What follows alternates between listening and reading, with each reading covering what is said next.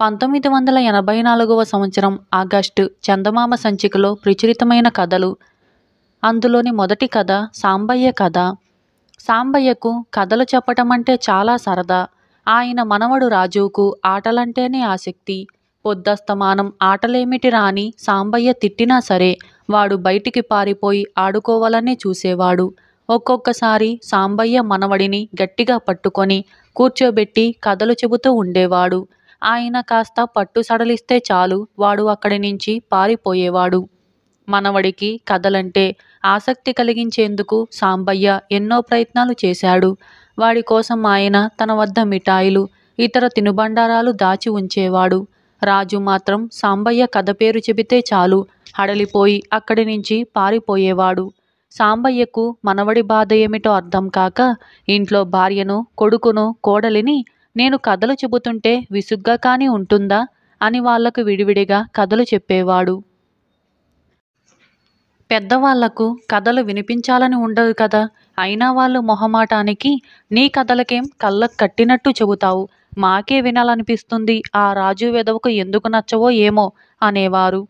సాంబయ్య అది అలుసుగా తీసుకొని అయితే మీరైనా నా కథలు వినండి, మీ పనులకు ఇబ్బంది లేకుండా నేను కథలు చెబుతాను అని అనేవాడు. ఆ విధంగా ఆయన ఒత్తులు చేసుకుంటున్నప్పుడు భార్యకు, వంట చేస్తున్నప్పుడు కోడలికి, పెరట్లో కూరగాయ పాదులకు నీళ్లు పోస్తున్నప్పుడు కొడుకుకు కథలు చెబుతూ ఉండేవాడు. వాళ్ళకిది చాలా విసుగ్గా ఉండేది.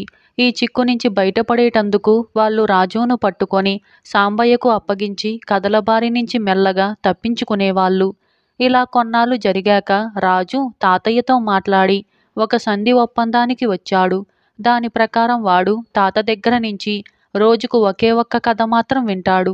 ఈ కథ అయిపోగానే తాత వాడిని ఆడుకునేటందుకు వదిలిపెట్టాలి. సాంబయ్య ఇందుకు ఒప్పుకున్నప్పటికీ తన తెలివితేటలతో మనవణ్ణి మోసం చేసేవాడు. ఒక్కొక్కసారి చాలా పెద్ద కథ చెప్పేవాడు. అది ఎప్పటికీ ముగింపుకు రాక రాజుకు ఏడుపు కూడా వచ్చేది. మరొకసారి 4-5 చిన్న కథలను ఒకదాని తరువాత ఒకటి కలుపుకుంటూ పోయి ఒకే కథలా చెప్పేవాడు. అందువల్ల రాజు ఆడుకునేటందుకు వెళ్ళాలంటే తాతయ్య చెప్పే కథ పూర్తిగా వినవలసి వచ్చేది. ఇలా ఉండగా ఆ ఊరికొక కొత్త కుర్రాడు వచ్చాడు. రాజుకు వాడు చాలా నచ్చాడు. కానీ రాజు రోజూ వాడితో ఆడుకునేటందుకు ఆలస్యంగా వెళ్ళేవాడు. కాస్త పెందలాడే రాకూడదా, ఎక్కువసేపు ఆడుకోవచ్చు అన్నాడా కొత్త కుర్రాడు. అప్పుడు రాజు వాడికి తన తాత కథల బాధ చెప్పుకున్నాడు. ఏమిటి, మీ తాత కథలు చెబుతాడా? కథలంటే నాకు చాలా ఇష్టం అన్నాడు కొత్త కుర్రాడు. అయితే నువ్వు వెళ్ళి మా తాత దగ్గర కథలు వినకూడదు, నేను మరెవరితోనైనా ఆడుకుంటాను అన్నాడు రాజు ఆశగా. అలాగే చేస్తాను, మా ఇంట్లో ఎవరినడిగినా కథలు చెప్పరు అన్నాడు కొత్త కుర్రాడు. మర్నాడు రాజు కొత్త కుర్రాడిని సాంబయ్యకు పరిచయం చేసి తాతయ్య, వీడికి కథలంటే చాలా ఇష్టం, ఇక నుంచి రోజు నా బదులు వీడికి కథలు చెప్పండి, వింటాడు అని చెప్పాడు. సాంబయ్య చాలా ఆనందపడి రాజును వదిలేసి కొత్త కుర్రాడికి ఒక కథ చెప్పాడు. కథలో ఒక రాకుమారుడు, మరొక దేశం రాకుమార్తె ఉన్నారు. రాజకుమార్తెను ఒక భయంకరమైన మాంత్రికుడు ఎత్తుకుపోయాడు. రాజకుమారుడు ఎన్నో ఏళ్లు కష్టపడి అద్భుతమైన విద్యలు నేర్చుకొని మాంత్రికుణ్ణి చంపి రాజకుమార్తెను వివాహమాడాడు. కథ విని కొత్త కుర్రాడు సాంబయ్యను ఆ తరువాత మరే దేశాల్లోనూ మాంత్రికులు రాజకుమార్తెలను ఎత్తుకుపోలేదా అని అడిగాడు. ఎత్తుకుపోతే మనకెందుకు అన్నాడు సాంబయ్య నవ్వుతూ.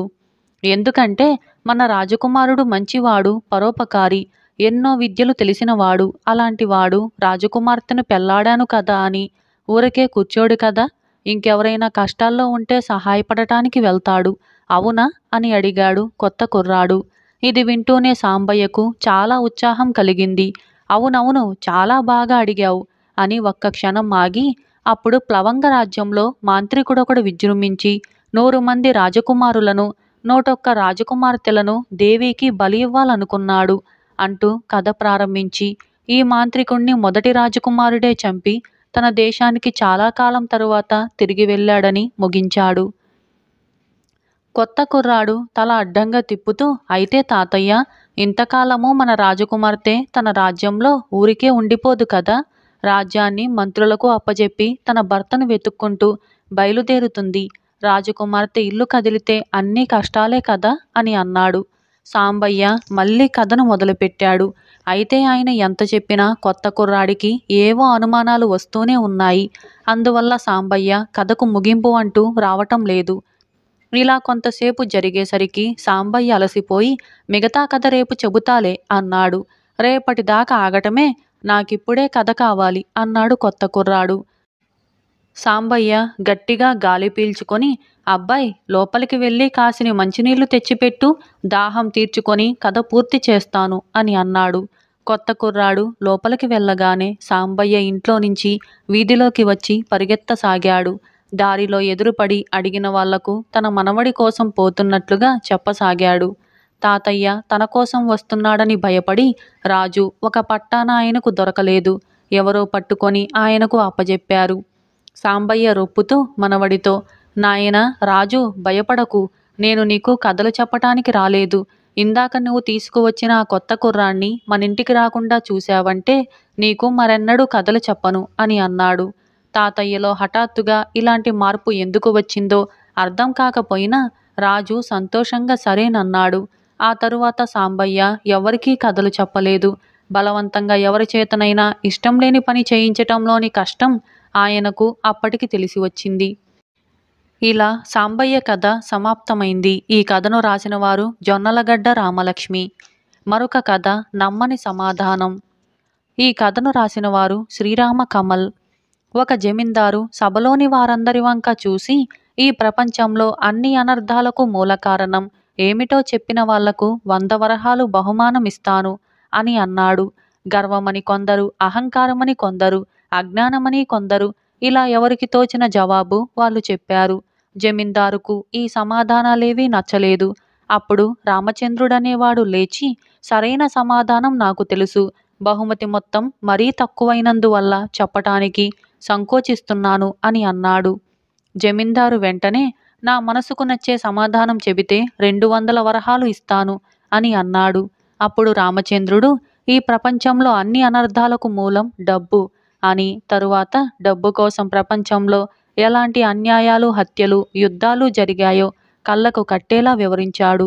జమీందారు అంతా విని, నీ సమాధానం సంగతి ఎలా ఉన్నా నీ కథలు నాకు నచ్చాయి, నువ్వు గొప్ప కథకుడివి అంటూ 200 వరహాలు బహుమానంగా ఇచ్చాడు. సభలో కుత్సితుడనేవాడొకడున్నాడు. వాడి అసలు పేరు ఏమో కాని అందరూ వాణ్ణి కుత్సితు అని పిలిచేవారు. వాడు సభలో చటుక్కున లేచి నిలబడి, రామచంద్రుడు అందర్నీ మోసం చేశాడు, డబ్బు అన్ని అనర్థాలకు మూలమని తెలిసినవాడు తన సమాధానానికి బహుమానంగా డబ్బునే ఎందుకు కోరుకున్నాడు? అందులోనూ ఎక్కువ డబ్బు కూడా కావాలన్నాడు. అంటే అతడు తన సమాధానాన్ని నమ్మటం లేదనే కదా? తను నమ్మని సమాధానాన్ని మనందరి చేత నమ్మించాలనుకోవటం మోసం కాదా అని అన్నాడు. దీనికి నీ జవాబేమిటి అని జమీందారు రామచంద్రుణ్ణి అడిగాడు. మనిషి అనర్థమని తెలిసి కూడా డబ్బు కావాలనుకుంటాడు, అందువల్లనే అది మరింత అనర్థకారణం అవుతున్నది అన్నాడు రామచంద్రుడు. ఒక్క కుత్సితుడు తప్ప జమీందారుతో పాటు సభలో ఉన్న వాళ్ళంతా చప్పట్లు కొట్టారు. కుత్సితుడు మాత్రం అనర్థమని తెలిసి డబ్బు కావాలనుకునేవాడు మూర్ఖుడనిపించుకుంటాడు. నువ్వు మూర్ఖుడివా అని రామచంద్రుణ్ణి అడిగాడు. రామచంద్రుడు కుత్సితుడు వంక తీవ్రంగా చూసి, నువ్వు నీ బ్రతుకు శాశ్వతమనుకుంటున్నావా అని అడిగాడు. ఎప్పటికీ కాదు అన్నాడు కుత్సితుడు. నీ చావు నీకు తెలిసి వస్తుందా, తెలియకుండా వస్తుందా అని అడిగాడు రామచంద్రుడు. ఎవరి చావైనా చెప్పకుండానే వస్తుంది అన్నాడు కుత్సితుడు కోపంగా. అయితే నువ్వింకా బ్రతకాలనుకుంటున్నావా, చావాలనుకుంటున్నావా అని ప్రశ్నించాడు రామచంద్రుడు. నువ్వేం చేయాలనుకుంటున్నావు అని ఎదురు ప్రశ్న వేశాడు కుత్సితుడు. నేను మూర్ఖుణ్ణి, బ్రతకాలనే అనుకుంటున్నాను. మరి నీ సంగతేమిటో తెలుసుకోవాలని ఉంది అన్నాడు రామచంద్రుడు. సభికులందరూ పెద్దగా నవ్వారు. అవమానంతో కుత్సితుడు తల వంచుకున్నాడు. జమీందారు రామచంద్రుణ్ణి మరింత ఘనంగా సన్మానించాడు. ఇలా నమ్మని సమాధానం అనే ఈ కథ సమాప్తమైంది. ఈ కథను రాసినవారు శ్రీరామ కమల్. అలాగే 1984వ సంవత్సరం ఆగస్టు నెలలో ప్రచురితమైన ఈ కథలన్నీ మీకు నచ్చాయి కదా?